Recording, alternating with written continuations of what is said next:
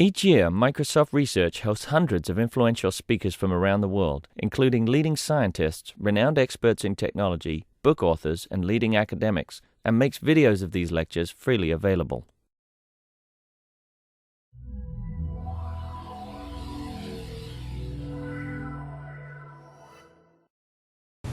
Hi, my name is Dave Maltz. I work in the networking research group here at Microsoft Research, and I'm very happy to introduce Martin Casado.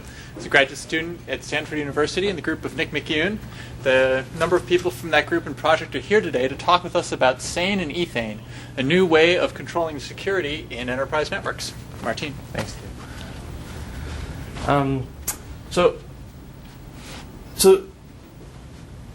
Ethane is a project to try and kind of understand the network security policy in enterprise networks. And this is very much a collaborative effort with Michael Friedman, Glenn Gibb, Lou Glendenning, Dan Bonet, Nick McEwen, Scott Schenker, and Greg Watson. So the goal of what we're doing is actually very simple.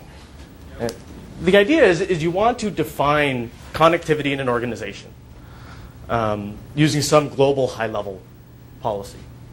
And what I mean by high level is you want to define it over kind of meaningful things like people, users, groups. So I've got here some example policies, and I'm not too interested in the language, but more kind of the expressibility, right? So Nick can talk to Martin using IM. For example, marketing, they can use HTTP whether internally or externally, but they must go through a web proxy. Might be some sort of connectivity constraint you have. Administrators can access anything. This one's a little more complicated. You might say that, okay, we've got relatively sensitive traffic coming from this access point, and we've got non-sensitive traffic here. Let's just make sure that they don't share any infrastructure. There's a lot of challenges of actually, making this kind of dream come true. And two I'm going to focus on here is you need a secure namespace over which to declare the policy. Right? You've got a policy, and you're declaring it over real things. You want to make sure it's secure. You want to make sure that these things actually represent what they're supposed to represent. And once you've got that, then you actually want to do some low-level enforcement to make sure that you're enforcing the connectivity constraints. So you want to declare something with a namespace, then you want to enforce the connectivity constraints that were specified.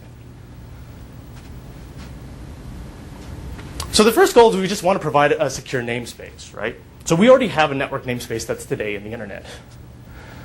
So these words generally represent physical things. So when you refer to a host name, generally you're talking about a specific machine, or a user, a specific person. At times you want to actually specify virtual things, right? A service, or some quality of service class. So again, if you look at a set of declarations highlighted in red, which is the network namespace, the things you've got to play around with in the network.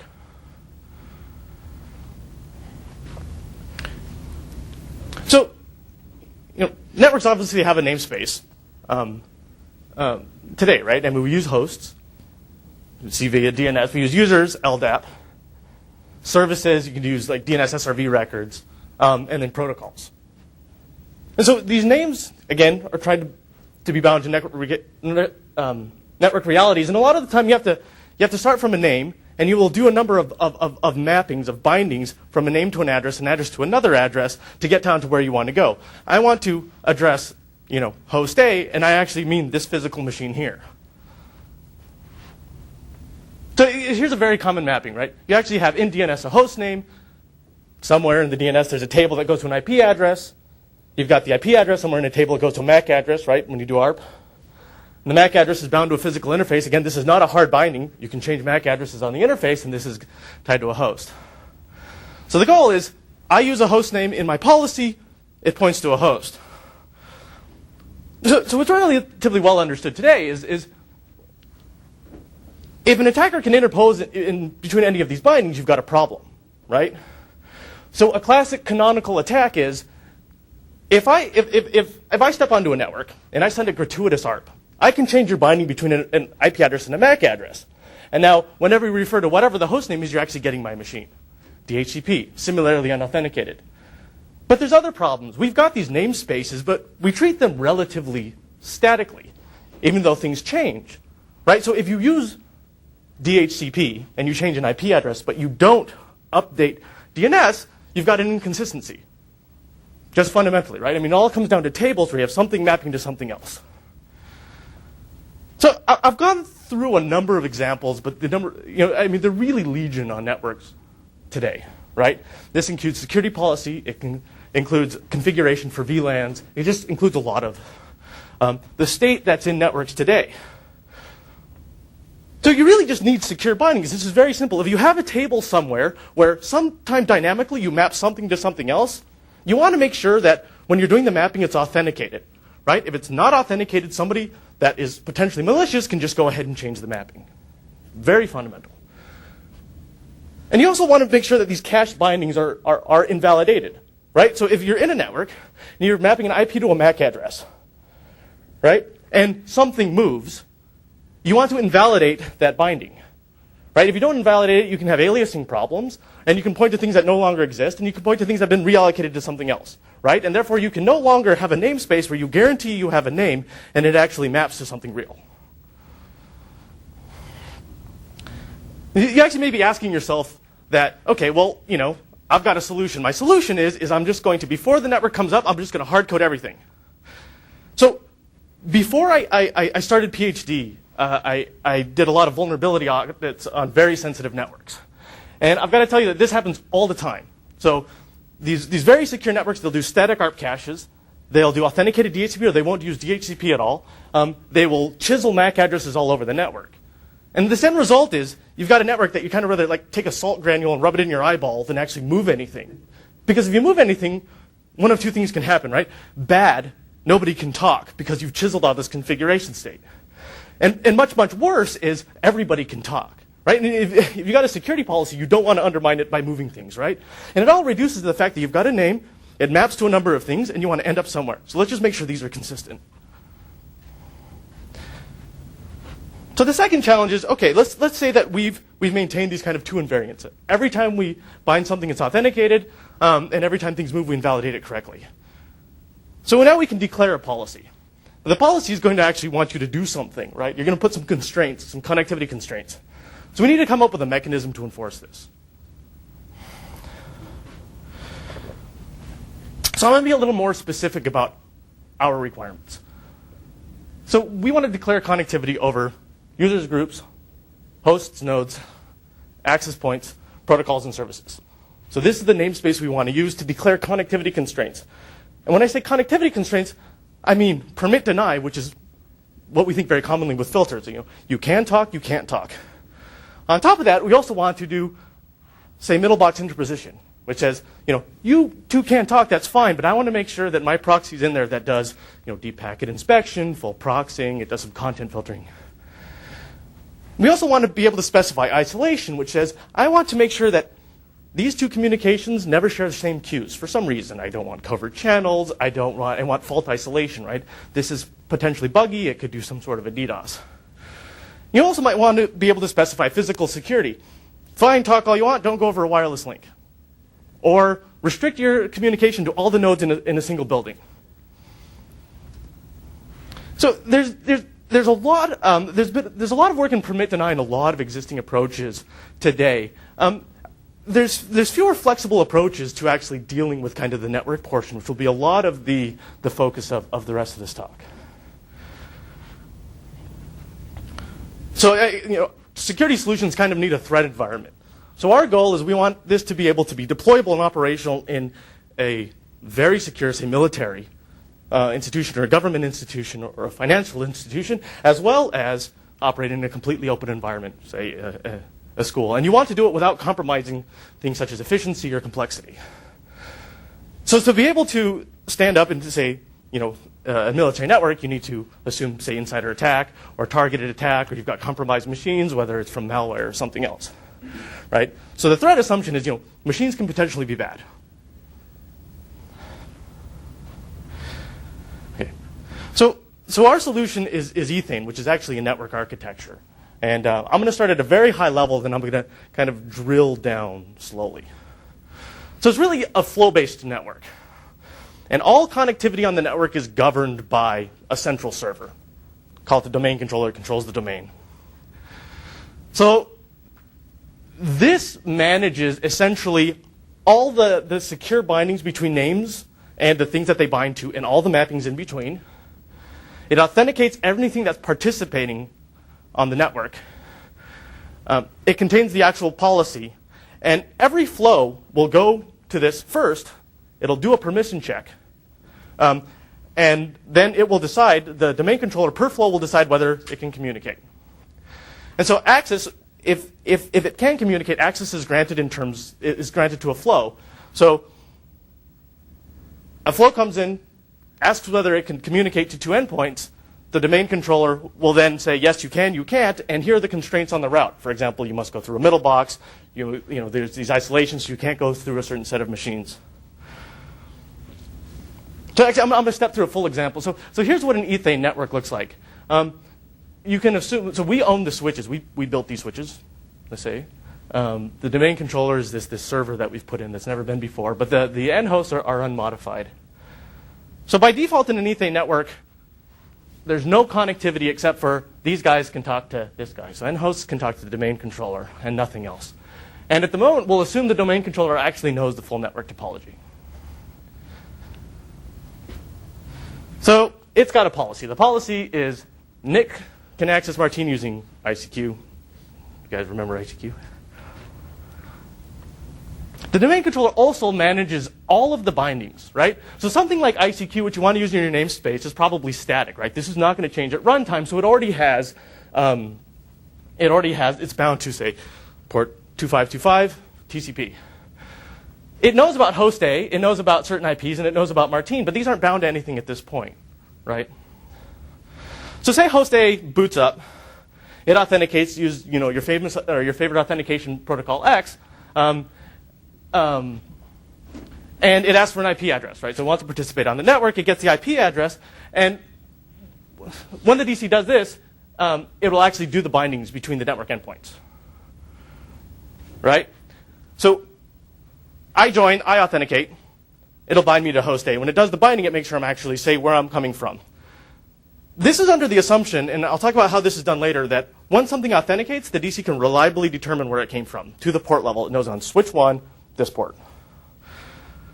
You do this when something logs in? When a machine boots up, we authenticate the machine. This is, we know when you authenticate, you know exactly where it came from. And when users join the network, when they log in, you also authenticate with the DC. It'll bind you to the machine that you're on, which is bound to the port. And so all this state, all the mapping state is kept at the DC, right? It's not proliferated in the network at this point. It's just in one place. So you do both machine auth and user auth. So are you doing both machine authentication and user authentication? Both? Yeah, both. And you're also binding the user identity with the machine identity? Yeah. But what if the user logging in multiple machines? Yeah, then it's bound to multiple machines. There's no reasons why you can't. I've said no invariance on. I've made no claims that you can't have multiple names bound to the same thing. It's all depending on how you want to manage the binding. So you could actually have, in theory, one machine bound to multiple IPs. Related question, right?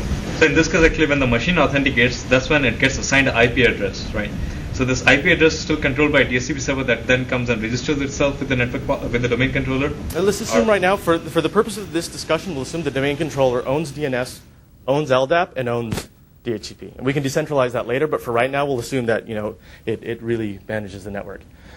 And the things that are important that it manages is it allocates resources and it manages the authentication and binding. That's all I care that it actually manages. Right? And we can decentralize that, but right now HostB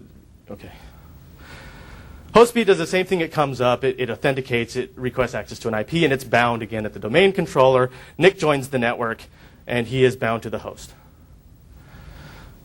So now Nick sends his first packet. So he wants to talk to me in ICQ. He sends a first packet, which is a SYN packet. Again, there's no connectivity on the network, but the first hop switch knows to send it to the domain controller. The domain controller, it has the packet. It knows where it came from by the port. It knows the IP address. It knows the destination IP address. And it knows the protocols. So it uses exactly this state, the current bound state, to make a decision on whether they can communicate. So you've got a policy. The policy will say yes or no, and then it will know where to send the packet and if there are any constraints on the route. If there's no constraints on the route, it will just do, say a shortest path route computation. If there's constraint on the route, it might put it through another machine, and this is how access is granted. So notice that you've got a bunch of state stored here at the domain controller.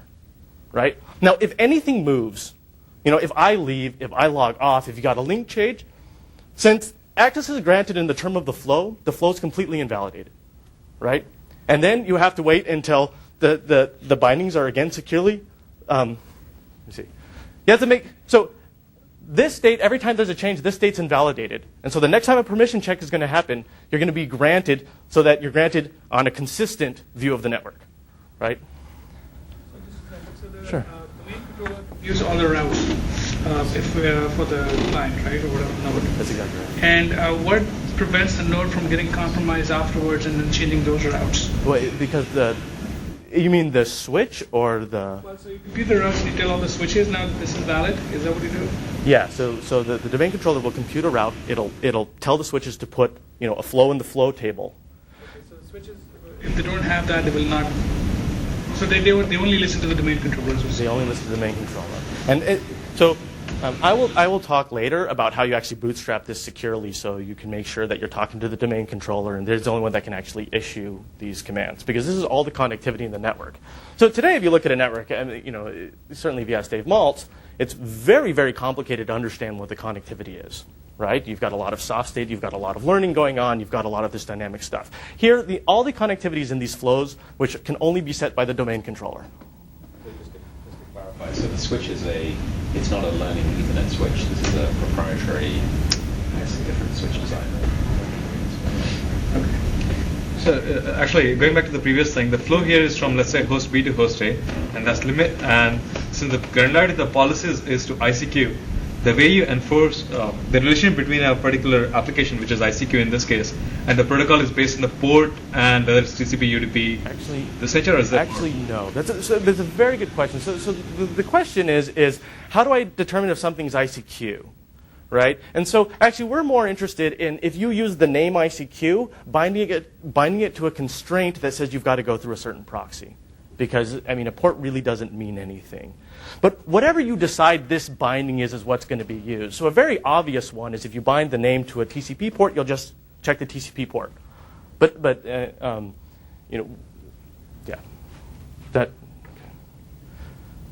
So I'm actually going to ask you to kind of suspend disbelief for a little while, because I'm going to go into a lot of the details and just kind of talk about why this is cool.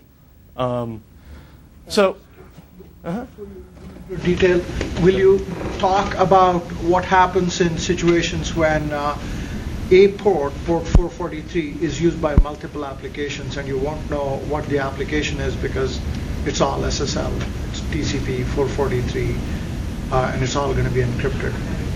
No, actually, I wasn't planning on talking about that, but I can during the discussion session if you'd like. So I'm not going to, between now and when I ask for questions, I'm not going to be talking about that, but this is something we've certainly thought of. And so if you'd like to bring it up then I'd be very happy to address it. Okay. So one thing that's very nice about this architecture is you don't have to maintain this kind of consistency of distributed access control lists. And what do I mean by that? Today, if you look at networks, you've got ACLs and firewall rules, and it's distributed. And as things move around, these things can potentially become very inconsistent, right? We've got VLAN mappings, we've got MAC filters, and here we only have flows, and flows are invalidated at what we say is the correct time, is whenever you have a move or something that affects the flow, or you have a permission change. So you have some consequences. The DC picks the route for every flow. For every flow, the DC is actually going to compute the route. Right? So now you can interpose middleboxes, which I've discussed. You can do isolation on physical boundaries. You can isolate based on just queues. You could, for example, load balance, right? Which is not really a security thing, more of an efficiency. You can also determine how the switch processes a flow. I'm telling you how to deal with this flow, so I can do rate limits. And rate limits could be interesting when it comes to, say, fault isolation, right? You don't want something to be dominating network resources. Or you could do QoS. So another consequence is the amount of state in the network is really not a function of network policy, right? More filters doesn't mean more state in the network. So I know two places at Stanford, for example, where you've got networks where they've run out of ACL space. They simply run out, right? So one is the hospital and then our building, right? Now, instead, we've kind of moved the problem to say, okay, you can have an arbitrarily complex policy, but the amount of state is bounded by the number of people that are going to use it at any point in time. It's like any flow network. Forwarding complexity is very simple in our networks. I'm talking about this in more detail But a packet comes in, you do one lookup, this is a constant time lookup, and then you send it out in the other way. So regardless of how much filtering state or anything that you've got in there, you don't have to do, it's very simple. Another consequence, you've got anti-mobility. You know where everybody is, so you can, for example, limit IP telephones to a certain port, right? So which you have to do for 911 compliance. And an area we're actually very interested in looking is you can now apply access controls to diagnostics, right? Martin's an administrator, he can trace route everywhere. You might be able to apply access controls to SNMP. Thank you. How do you know the physical port that a device is connected to? Yeah, so I will talk about, so you have to believe me on this slide, and in 3 slides I'll explain how that's done. But the authentication is under the assumption that when you authenticate, I can actually figure out which port you're connected to. Right. So my experience with a lot of networks is you're either transparent or secure, right? But there's no reason why you can't treat information like a resource. Put access controls on information. And when this is very easy to do, to give access to get responses, you just declare it as a flow and you elicit responses accordingly. All right. So there's a lot of questions that you guys are just kind of starting to chip away at. How do you bootstrap this? How's forwarding, and so forth. And I'm going to go ahead and step through kind of more of the details now. But before I do that, I just wanted to kind of go to the main actors. You've got the domain controller. It's this central guy. So it'll do all the authentication. It manages all the bindings in this kind of binding state. It will contain the network topology. I'll talk about how it gets that. It does the permission checks for every flow, and it'll compute the routes, and that's how access is granted in the form of a route. The switches, they actually send the topology information to the DC. They provide the default connectivity. For this to work, you have to be able to talk to the DC by default, right? They enforce the pass, they do the forwarding, and then they handle the flow revocation if things change or if the DC decides to, like if there's a permission change. And then the end hosts are end hosts. Okay, so now I'm going to talk about bootstrapping. One of the consequences of needing authenticated bindings is that in order to have authentication, you have to do it in a way where you don't rely on authenticated bindings, which is kind of circular, right? So I'm going to make a couple of assumptions when I go here. So let's assume that the DC knows all the switches and their public keys. So it knows all the switches and their credentials for authenticating, and all switch knows the DC's public key. So we're actually not tied to a particular public key infrastructure, but we'll use this for the purposes of this discussion. So the first thing is the switches actually have to find the DC. They've got to find the central controller, and we use a standard spanning tree protocol, which is rooted at the DC. So the way that spanning tree works is I'm the root, I'm the DC, I'll advertise to get to me is 0 hops. And then the switch that's 1 down, say, okay, this guy says he's the DC, he's 0 hops. I'm going to say you can get to the DC from me from 1 hop.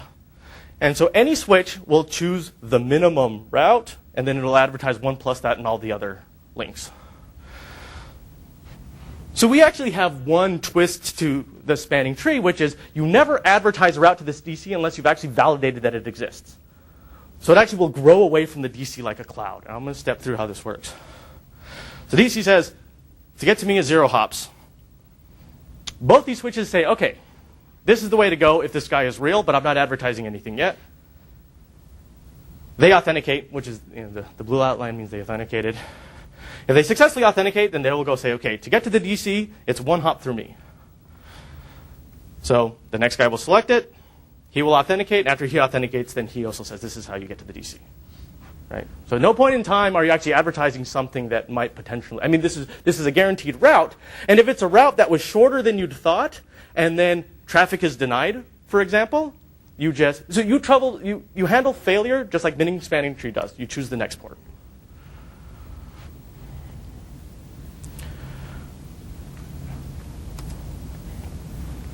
So I'm going to talk a little about the initial traffic to the DC. So this is how do you determine what port things are on. So the first switch that connects to the DC is directly connected, so he authenticates. And he just sends a packet on the port that it's connected to. And the DC is maintaining some topology information. He says, okay, I know off this port, I've got this switch, he's authenticated, he's real. So now he will advertise, and this guy will say, okay, I need to go to the DC. So the switch that's already authenticated, it will encapsulate all packets, and in that encapsulation, it will include the port number of the connecting switch. And this happens in kind of an onion fashion. So, well,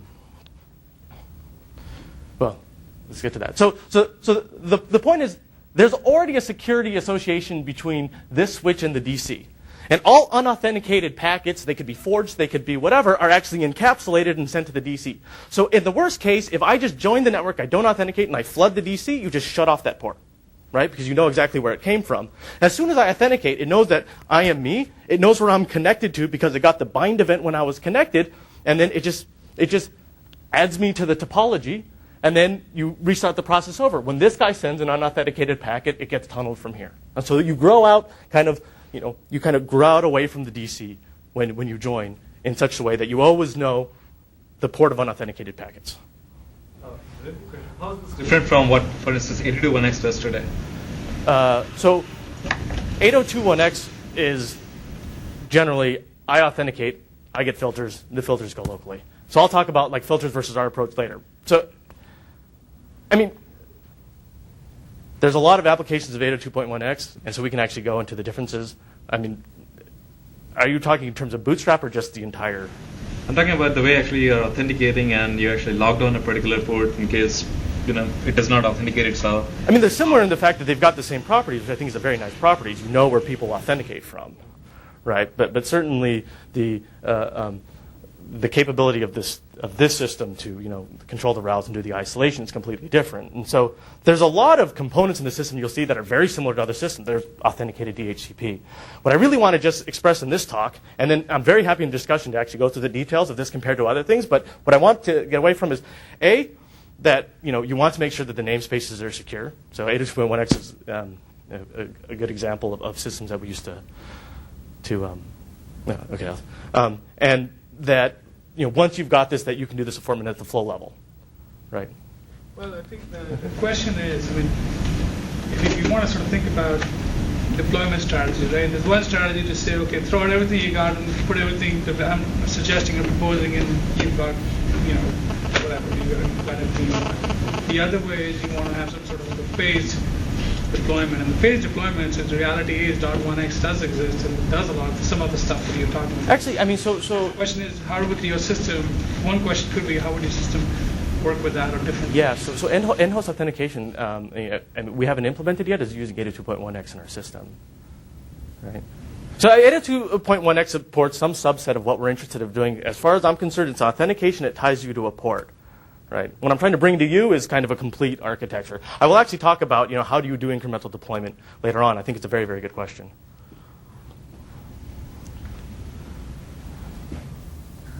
Okay. So actually, I've gone through all that. So the final thing is, so you actually have to get the topology up to this guy, right? Because it's actually doing the flows, it's doing the route, and it's doing the computation. And since you're doing the minimum spanning tree, the way you do minimum spanning tree, you actually say kind of hello to all your neighbors, and you get a list of all your neighbors. And this gets encrypted and flooded to the DC, which reconstructs the topology.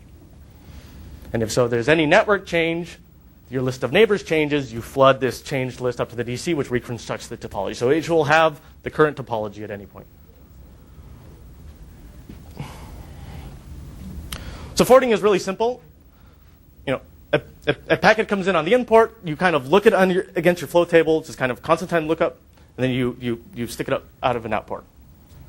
That's it. We want to maintain the property that only the DC can actually add a flow to a switch, and it's the only bound state that's in the entire network. So how is it different, the flow table from the routing table? Is this the same idea? Or? Well, so a routing table is... A flow table is kind of the aggregate of a routing table with policy routing and filters. Right? So generally, a routing table is you've got a set of prefixes. A packet comes up, and you look at the set of prefixes, and then you send it out to the next hop. Now, you view the routing table as just the minimum policy. You can view a routing table with policy only on IP address or whatever. But where you have no, because the routing table generally doesn't include the source. So if you have policy only over the destination IP address, you can do this with a routing table. If you have policy, the table is like a more policy-rich routing table, right? Yeah, right. So we want to think of policies in source, destination, and ports, and then we want to have this primitive that enforces exactly that, right? And so if your entire policy is based on destination, then every entry could just be an aggregated prefix, and you're doing it just on destination. You're stressing upon the constant time lookup. So how does it make sure that it's a constant time lookup when it does not? Maybe I shouldn't have actually stressed that point. Depends on how you do the lookup. Yeah, no, it's a good point, right? It depends on how you do the lookup. You can think you've got a big cam, and then you just kind of throw it in there and see if you have a match. We do a hash. So it comes in, we hash, we check it. If it validates, we send it on out. Is it a function of like size of the network or like size of the number of flows? No, you're right. That's a good point. Thanks. So I actually want to go, let me back up. I want to go through kind of the detailed connection setup from kind of soup to nuts, just so it's kind of stuck in your head, because I've been talking more in the abstract. We want to limit connectivity, so you don't want to have any sort of broadcast, right? For example, ARP, Ethernet broadcast. So we just kind of say none of that by default. So say Alice wants to talk to Bob. Oops. So Alice is going to send an ARP request to Bob's IP. The switch is just going to go ahead and respond and say, OK, whatever. All right. Alice is going to send the first packet, which will be forwarded to the DC because there's actually no flow in this flow table. And it's going to contain some information, which we're going to do the permission check on. The DC has all the bound state up here. It does the permission check. If it succeeds, it's going to create a flow. The packet's going to go back on, and it's going to go on to Bob. That's it. Actually, very simple. Yeah? TCP, UDP, ICMP flag hidden in there too? Yeah. Okay. Yeah. So, because you asked, the flows that we have the Ethernet protocol. They have the source and destination IP. They've got the source port, the destination transport port if they are TCP and UDP, and they have the IP protocol. Right. So you could say, ICMP can only be done by Martin because he's got superpowers. One question. Is it a single flow that is set up, or like multiple ones, so that if any switch fails in between? That's a good question. Yeah. So as far as adaptability, you often want to set up multiple flows. Exactly right. Especially if you have a link failure. One nice property of this is, in my experience in networks, is you've got these networks where if you put in too many switches, the state doesn't fit in the human brain anymore. This is kind of very simple limitation. Like our limited resources, the human mentality. And so we've got these kind of one big switches that do everything, right? Where you've got these huge scalability problems and these very expensive switches. And a nice property of this is you can kind of sprinkle these switches arbitrarily. You can load balance, or you can do multiple routes, which is from a network perspective is kind of very appealing because you've got adaptability without having to worry about complexity. Like the scaling the complexity as far as like the policy and management, right? Because the switches are just switches and they just do flows. It's not like you've got to now administer another router, administer another switch. Maybe you will cover in the later slide. So the question I have is, how does are you going to have very smart switch or something which can be capable of distinguishing what the host is doing there actually? For example, how do you tell the host actually is trying to get to DC? Maybe he will do broadcasting by default, right? He doesn't know this topology at all. Oh, yeah. So actually, our policy is very explicit. If I don't have a flow for you, I send you to the DC. And then the DC has the smarts to figure out whether you can talk to where you're going and who you're trying to talk to. So say, for example, like a good question is, how do you do service discovery here, right?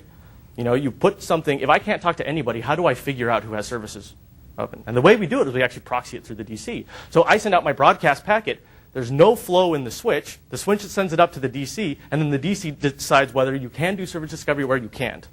Now, if I let those packets go to all the end hosts, which I could have, then you've potentially got like a broadcast channel to do arbitrary communication. That kind of answer. So say your machine is only allowed to talk to 5 other machines. The DC will ensure that your broadcast only goes to 5 other machines to do your service discovery. So basically, you will plumbing and unplumbing and replicate the route, the flows like a pretty dynamic way. Yeah. So yeah. Will be like have a short life. Oh, yeah. Right. So the flows will be for some lifetime, right? For UDP to port 53, which is DNS, it probably only makes sense to do like a 1-second lifetime. For these long-lived flows, you can have arbitrary long lifetime. But anytime there's a dynamic event, you'll revoke a flow. And anytime a flow times out, it's not being used, you'll revoke a flow. So this something like the DC becomes the bottleneck of all traffic. This is a very good question. I'm going to get to performance just in a second. But you're exactly right. Oh, actually, I'm already here. Cool. OK, well, let me just talk about performance on the data path, right? So the control path is a bunch of software that sends stuff to DC, and it does all this encryption and all this stuff. But it only happens when you do kind of this flow setup. And a flow doesn't necessarily equate to a transport flow, right? If I'm using NFS and I make a whole bunch of connections, this could still be using one flow because the flow could just be defined over the service port, right? There's no reason why you have to use the ephemeral port when setting up a flow, right? So if I'm using an old HTTP client and I go to a web page and I make a bunch of transport connections, you could very well just define the flow over port 80. And the ephemeral port, you say, can be any port. And then it'll go through and you don't have to set up a whole bunch of flows. But then it's not an exact match lookup anymore. Oh, is that true? Oh, okay. Yeah. Okay. But if it's a cam, then it's a TCAM, then it would make it harder to do hashing, for sure. Yeah, right. No, right. Could you repeat the question and the answer? Well, so I made this bold claim that you can have this any field, and the any field says anything that matches this, that you're okay. But the problem is that if you have an any field, then it's more complex to do the lookup. Right. That's a good point. Thanks. But the forwarding path is actually very simple. A packet comes in, you do a lookup, and then you spit it out somewhere, right? And so we're actually building this in hardware on a gigabit switch. We run it in software right now. It maxes out our links just fine. Okay, so there's this question about this permission check per flow. So I'm going to make a bunch of fuzzy arguments, and then you can either choose to believe me or not. But I'm very happy to kind of go into the details of things. So the first thing I'm going to say that we kind of have this kind of off-route permission check with DNS anyways. Right? Before I talk to a new host, I do a DNS request. We've got some RTT to something somewhere that's managed by somebody, and it comes back, and that's what I use to communicate. Something very similar to that. And you can make these paths very long-lived. So every time you talk to somebody new or some new service, you've got to set one up. But if you continue to use this, right, then you have no overhead and you're on this very fast 1 gig path or whatever, n gig path. The permission check is actually very fast. So I'm gonna throw out some kind of anecdotal numbers, and I'm not sure how much. So CMU, all of CMU, I talked to the people that manage the network, and they see about 8,000 connection requests per second. For 3 of our buildings, including the database group, which runs a bunch of web crawlers, we see at max around 2,000 requests per second. So we built, for an earlier prototype, a DC that does the permission check, and we could do about 64,000 per second. So the goal of this is to figure out how to put it in the same administrative domain, and it may be that you can arbitrarily replicate this, but even our pretty naive implementation could handle some very large networks. And I don't know how this scales to internet size.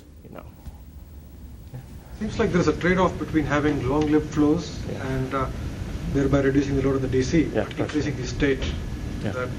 Yeah, there's two trade-offs. You're exactly right. One of them is long-lived flows, and another one is how many diverse paths. So if you want to talk to something else, and I give you 3 edge disjoint paths, and one of those links fail, now if there's a bunch of flows that go over one link, you've got this kind of I need a new flow flood that happens at the DC, right? This is obviously problematic. But if you load balance over a number of edge disjoint paths, then you don't. But now you've got kind of a more permissive architecture. The more constraints, the less you can actually do that. So do you have a sense of how long-lived this flow should be? I mean, what's the right balance? So can I actually sprinkle you some more anecdotes? It's a good question. So I'm going to talk about the implementation in a second. We're very interested in getting just kind of some real world experience with this, how it operates in practice. We've had these switches we built deployed for a little while, and it turns out if you do very simple tweaks, for example, I've changed the time to live on a flow for DNS. So our default is 30 seconds. If I change for DNS to 1 second or 2 seconds, we get a 50% reduction in state, just because these are very, very quick. And I'm doing it over the ephemeral port, so each time is kind of a new connection. So I think that if you actually key it just on the protocol, you could probably make some, does that make sense, my answer, in pieces? So of course you can, this is almost an embarrassingly parallel problem. So let's assume that we had a consistent policy. So you have to make sure the policy is consistent, of course, across a number of replications of the DC. So let's say we had 5 of these DCs, and the policy is consistent, and all the bound state is consistent. Let's assume this is the case. Then this is embarrassingly parallel. Half of the switches use this one, and half the switches use this one. And so you can certainly do it computationally And you can do it topologically as well, where you don't want a single point of failure because you've got 2 links, and one of these 2 links might go down, so you put them at different points in the network as well. So you can distribute this. In fact, our default implementation supports 3 DCs, but we just simply haven't run into a real resource limit yet to actually determine how useful it is. So I'm going to spend just the next couple of slides talking about our implementation, then I'll open up for questions, which it looks like there might be a lot. So the goal is really, I mean, this is a very simple protocol, and there's very simple ideas, right? You want to manage these bindings securely, and then you want to do these flows. And so what we want to do is we want to see, people have policy requirements. They actually have policy requirements in Stanford. We want to get people using this, right? So,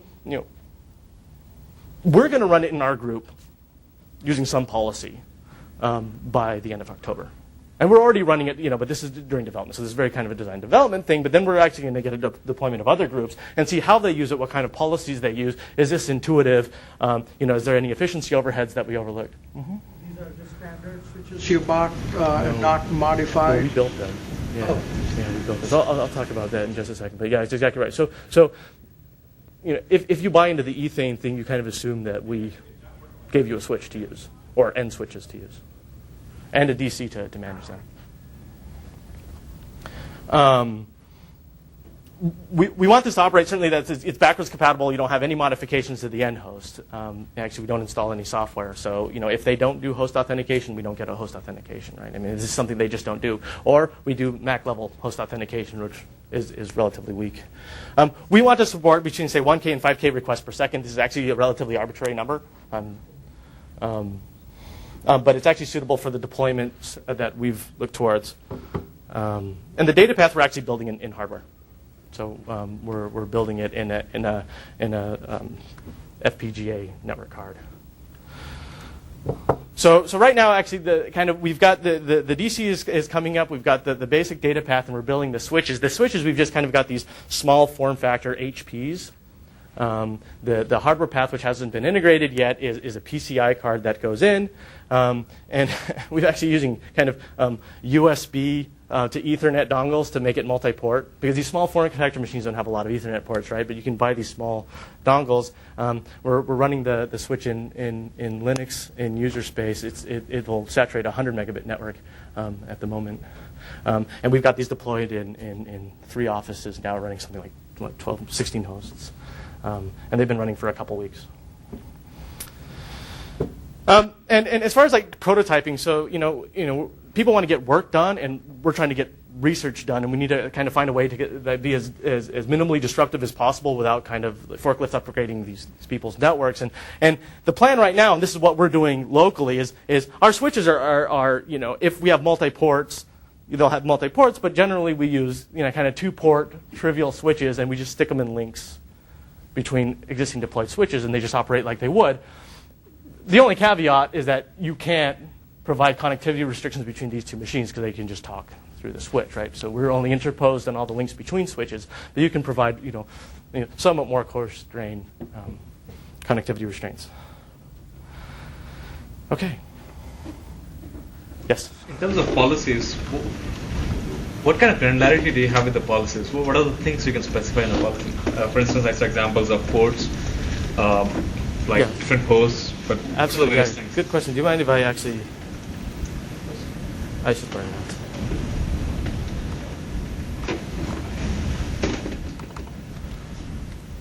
Oh, oops. Okay. So this is the kind of the requirements and the goal. So as far as the 2 things that are communicating, you've got users groups as say defined by LDAP. You've got host nodes as say defined by DNS or whatever you want to define it. Access point. So an access point, by our definition, is like a switch and a port. So an access point was something like wireless or Martine's office. These are physical access points.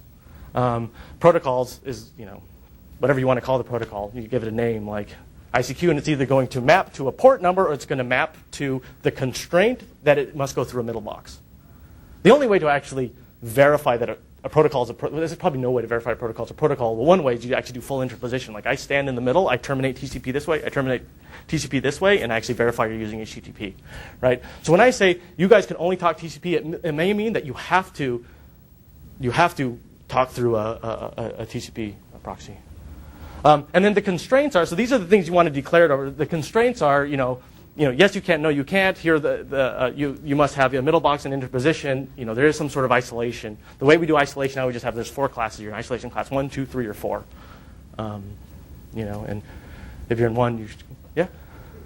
If you don't modify the host and you have policy that says that certain users can talk to certain other users, how do you figure out which users are on which host? Yeah, that's very good. There's a significant end system component to this that we can't do in the limit right now. I mean, almost by definition, right?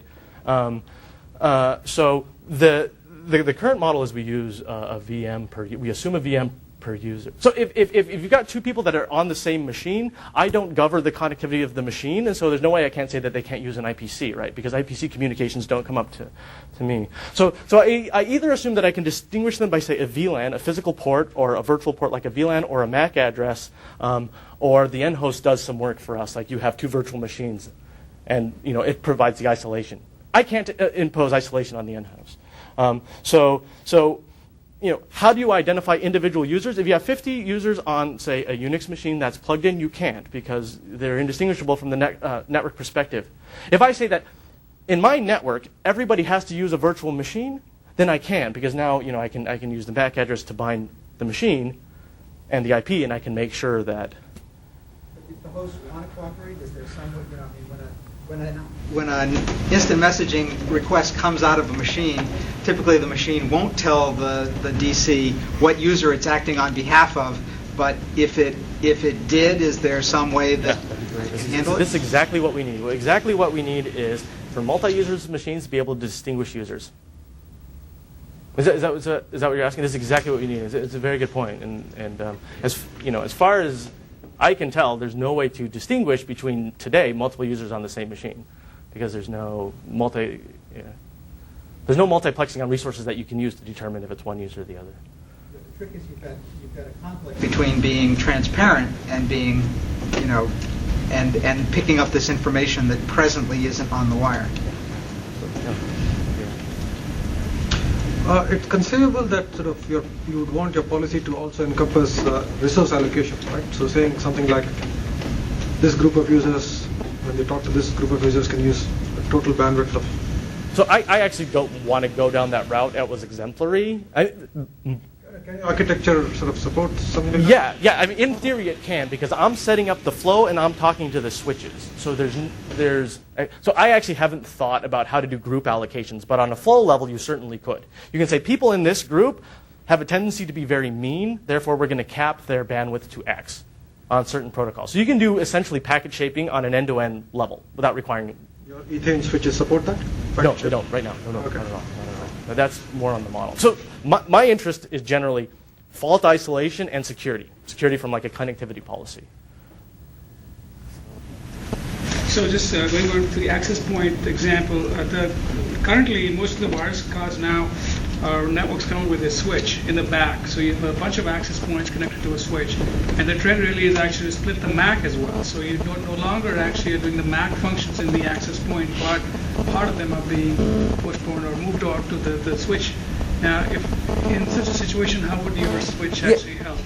No, it's a good question. In the limit, you've got a switch that have multiple people connected to it, and as long as I'm not there, I've got to treat it as a blob. Right? And the reason I say this is, for example, let's take the trivial case. You've got, you have an Ethane switch, and you plugged into the Ethane switch a hub, and a bunch of people are on the hub. Right? I've got to treat it as one big blob because there's no way I can actually distinguish packets. Like someone can take packets from somebody else and use them. So in this wireless case, if it has, if there's no way that I can distinguish individual users, there's not much I can do about it. Although we talked about Dog1X a little bit, the Dog1X will prevent, even in this architecture, will prevent certain clients from being even connected to the different access points because the access points are implementing that stuff, right? Yeah. So I'm hoping to actually leverage an awful lot of .1x for port authentication of clients as they come onto the network. I think that it's well supported, and it's a good way to do this, to actually bring things onto and bind them to the network, right? For me, the authentication joining the network. So I haven't bought into kind of .1x to download the filter policy and everything else. I haven't really bought into, but as far as authentication and knowing where you are, I think it's great. I think it's supported, and I think it can integrate pretty flawlessly into this architecture. So the AAA server or ADS server now sits also part of the DC, right? Actually, so what we do is we just put them on route. Right, so your AAA server is on route. So the DC says, I'm going to set up default routes. The default routes are to me, and I'm going to put the AAA server on route. And then I have to be a way of decoding whether these things work or not. So this is, for example, Concentree and a lot of these third-party boxes do this, and this is kind of the trick, and we like to do the same trick. Mm-hmm. Do your switches parse IPsec packets and still figure out? No. No, they don't. They don't. So we use IPsec is how we use IPE for authenticating with the DC. We use IPsec for the communications, but we don't actually parse IPsec. Like, for example, if it's in tunnel mode, we don't look in to see the transport. Right. I mean, for us, it's an IPsec packet and it's come from host X. And so if it's tunneling out a packet, we would be completely oblivious.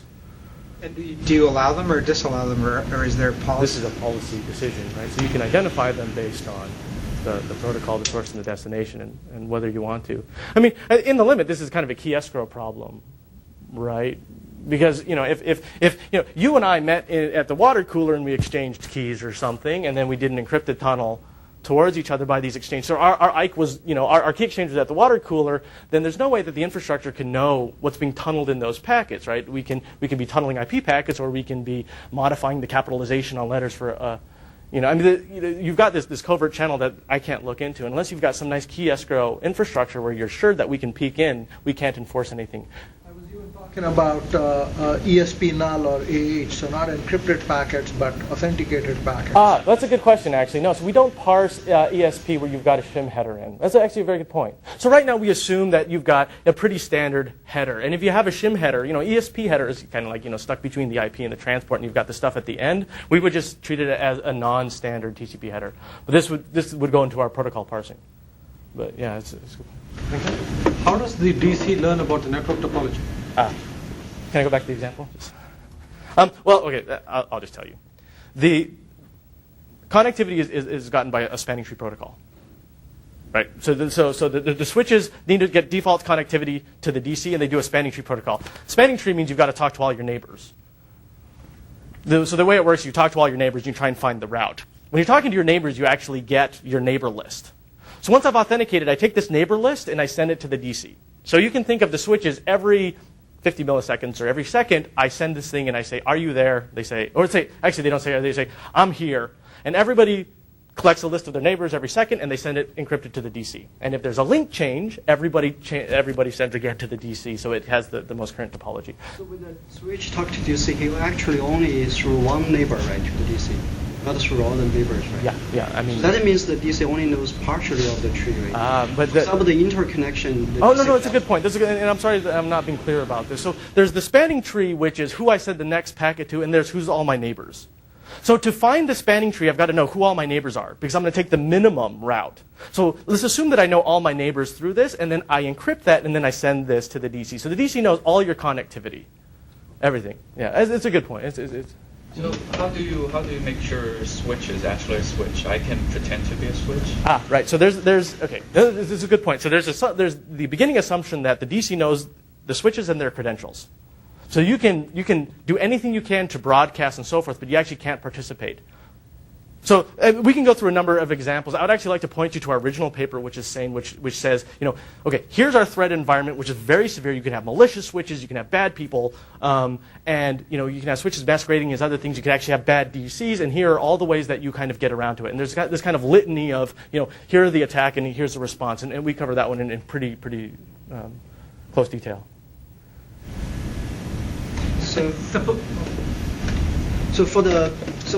For the users groups, for the hosts or nodes, I can distinguish between the IP address or port number or MAC address. So how about the services? How do you tell this different services? At this point, we don't have a good story other than DNS SRV records. So if you how DNS SRV works. So DNS SRV says, I'm not just going to do a DNS lookup based on a host. I'm going to do hosta.stanford.edu. Whatever or actually it's the other way around. It's like the service name. So you assume that when you do a name lookup that you include the service. And so since I'm doing the name lookup, I go to the DC actually. So let me step back. So the way that you actually register a service is, you use SOCKS or something. When you open up a service, you let the DC know about the service. The DC binds it to a namespace. Say, I know that this is, Martin's machine dot streaming music. And then when you do a name request, you use DNS SRV, which is, okay, I want to connect to, Martin's machine dot streaming music. You go, and then it does a resolution. So that means for some services, this service pretty much can reach all of the machines. You have to give them that. No, because you do access controls on the permission check of the lookup, right? So when you... Otherwise, how does the host say no, there is a service there? Yeah, right. So streaming service, so basically you have to allow the streaming service to reach all of the machines. No. Let's step back. So when you host a service, you're authenticated, you're on a host. When you host a service, you tell the DC that I want to host the service streaming music. So the host will query the DC. Yeah, right. And so I don't know of any way of doing this other than using SOCKS. And if there is a way, please tell me. Right? I mean, I know that people have used access controls over LDAP for services. I don't know how that works. There's like a limitation in my networking knowledge. But I know that you can use SOCKS to post to the infrastructure the fact that you've got a service bound. So a different question. Are there any limits on the scalability of number of switches and number of links you can have in this network? Yeah, I don't know, actually. I don't know the answer to that question. I don't think that the number of switches is the limiting factor, other than the fact that everything goes to the... So the limiting resource is going to be the amount of communication that's on the network, not the number of... in the limit.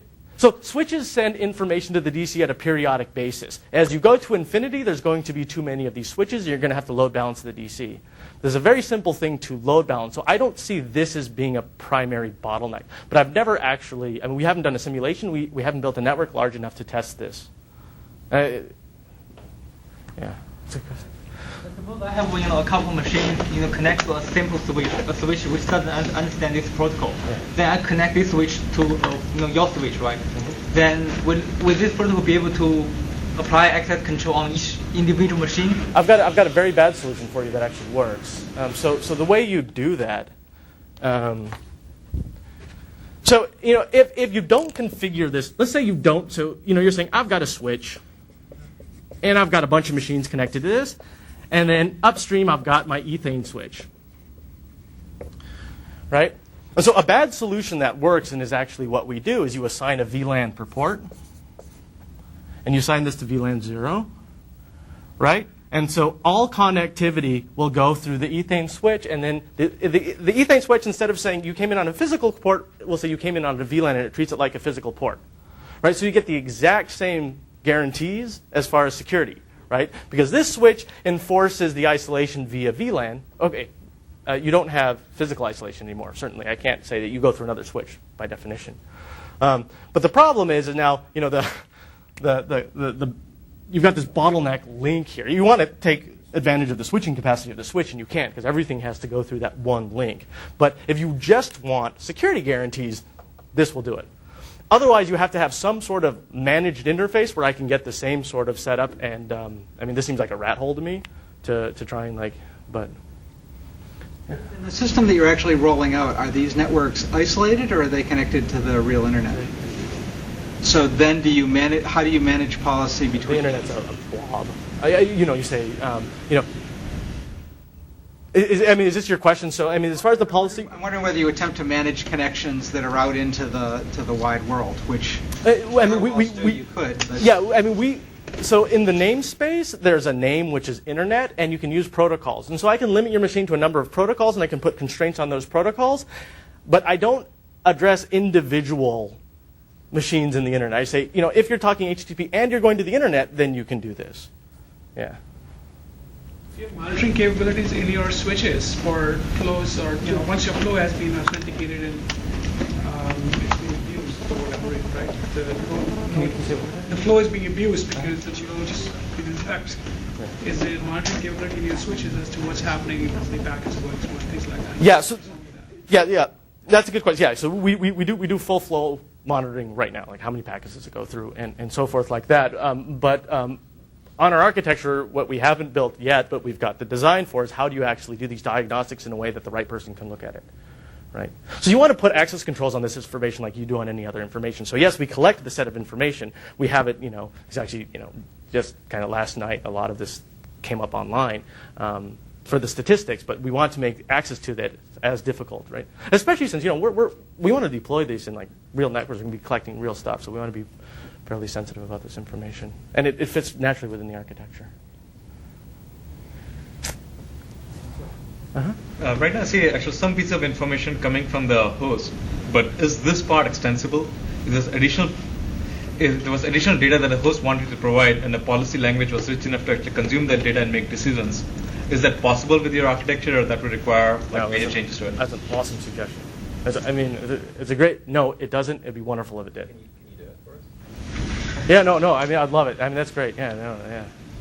But no, it doesn't. That would be great. It'd be super cool. I think that opens up a huge total space. That's a really good one. Yeah, thanks. So in big network, when we have multiple DC, can you explain what's duplicated on the DC and what's not? So the way that we do duplication now is, I don't have a. I actually have it on this machine, but I don't want to. So if you look at the DC has got a bunch of mechanism and it's got a bunch of state. And so the thing that's duplicated is the bound state and the policy. And the reason is because you don't want inconsistencies in policy and you don't want inconsistencies in the bound state. So in the limit, this is actually a very difficult problem, because of revocation. Say you don't trust multiple DCs. One DC could always revoke. Maybe I'm getting ahead of myself. So when we duplicate, everything is exactly the same except for we do consistency.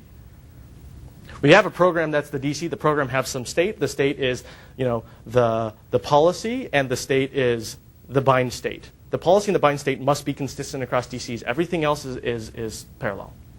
Bind state, do you mean the flow table? The bound state, I mean the mapping of names to IPs or names to endpoints. So all the state that's managed of who is where on the network. This should be consistent, and then the policy should be consistent. So if I update one on one DC, it must be consistent with all of them. But the protocols that we have actually support in parallel all the other things, like getting the topology to multiple DCs and so forth. But the consistency has to be at the level of these two things. The bound state must be consistent, and the policy doesn't store the whole route. Okay. It doesn't, and there's a trade-off there, right, because of revocation. Sorry, I'll get to you just 1 second. So this is a very good point. So if I'm a DC, I've got two choices. I can set up a flow and I can remember that flow.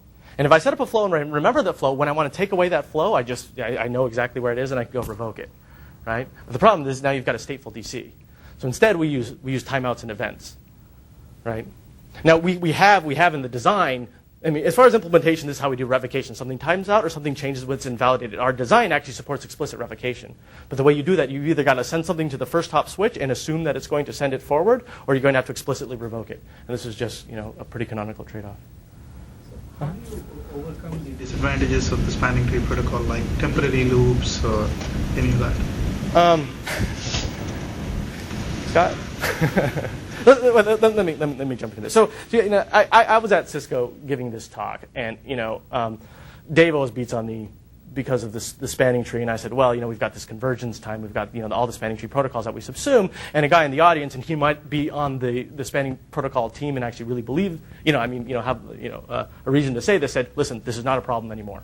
So I'm going to reduce this question, like the problem of answering this question, to, this guy told me from Cisco that this isn't a problem. I actually don't have much, I know, it's used, it's got some problems, and, just this morning on the cab ride over here, we're like, we're going to actually try and understand this. Dave actually has a very elegant solution to this problem. So Ethane, if you guys have heard 4D, Dave Maltz has been working on our architecture as 4D that has a lot of the kind of same design, same architecture. And Ethane's actually kind of a subset of 4D. So we wanted to look at attack resistance and how you can control flows, right? And so you can actually relax some of the security assumptions, and these are the security assumptions are still very, very practical, and then you can get rid of the minimum spanning tree dependence. Yeah. And we think we have another protocol that doesn't have spanning tree, and yet would still provide the same kind of guarantees that it does, but we haven't talked about that yet. So I don't know that I'm convinced. So we've been iterating on this a long time, and I had some concerns with their original, thing, and they might all be addressed now, as far as I know, and we'd be just delighted if that was the case, because then we subsume it. Is the aim of Ethane to control whatever goes on in the network, or is it to protect servers in the network from users who don't have credentials? The aim of the research project is at some point you ask yourself, you're in the security business for a while, and you're like, I just want to do conservative network design. I mean, there's this notion of least privilege, which means, I know how many things, I know how many machines something should be connecting to. I mean, I've got some notion of how the network connects, right? So I just want to build a network that, by default has a lot of these kind of closed security properties, and we're still actually learning, how this actually is operational in practice. And it seems like we don't have to make a lot of the any compromises at all to do this. But the real goal is to say, if you're going to kind of redo things from a network perspective, conservative network design, how would you do it? Does that make sense? Let me know if it doesn't. What I was alluding to was, if you have two users, let's say they're in a school network, they know that chat is not allowed. So they write their own program which tunnels the chat protocol of HTTP. Yeah, that's right. That's a good question. I'm definitely a big believer in good enough security. I don't think you can ever solve the data confinement problem. If you have, for example, a multi-home machine, in the absence of a trusted computing base, you can make no guarantees, right? I mean, even not what you said, even just something else, right? Say, I've got a machine that also has a wireless card, and that wireless card can be put in ad hoc mode and talk to other wireless cards. I think kind of data confinement in the limit is but today, if you look at networks, you've got a lot of infrastructure that's in there that is trying to approximate this at a terrible cost to networks, right? You can't move machines, there's a bunch of state, they're slow, they're expensive. So if you want to say, there's a bunch of policy that we're trying to approximate with this gunk, let's rethink how we're going to do the network. Now we can support all this policy in a very elegant way. Now, we probably haven't, there's a lot of problems we certainly haven't solved. We've replaced the gunk, which I think is a lot of, conservative network design in the right way. Yeah, it's a good question. Thanks for asking. So what I understand is flow revocation is mostly based on the timeout. Is that right? There's two things. Oh, well, okay. Do you want to talk about implementation, or do you want to talk about design? Okay, so let's talk about design first. So there's three things that can do that can cause a revocation. So one of them is just a timeout. Another one is that something is changed on the network. So say a host left or a permission change, and the permission change would cause the revocation, right? So this would actually revoke a flow. So I say, I wanted you to talk to my ambient music stream, but now, we had a fight at the water cooler. I'm not going to allow you to anymore. When I change the permission, the DC knows where I'm connected to. It'll send a revocation request to the first hop switch, which will it'll revoke the flow. It'll cascade and revoke the flows, any flows associated with it. But this is on paper. In reality, anytime that there's a change, there's timeouts, and anytime that there's a change in the network, in the actual network. So if a link goes down, any flow that was associated with that link actually goes away as well. How does DC come? Like the second strategy, in which when there is a network change, DC sends a revocation of that. How does DC come? The switches do it. So if a link changes, I will invalidate a flow, and I'll send a revocation request for the flow that I've invalidated. Yeah. You want to poison these things kind of to the end, right? You just kind of want the flow to go away because it's no longer valid because, flows are, we're doing this fate sharing, right? It says, your security policy and your flow is the same thing. If the flow is no longer valid, we've got to kind of get a new way of communicating. We don't want any state that's invalid on the network. It's kind of a fundamental tenet. Well, why don't we thank the speakers now, and they're going to be actually around for the rest of the day, and there are some meetings set up to continue these discussions. But thanks very much for. Thank you.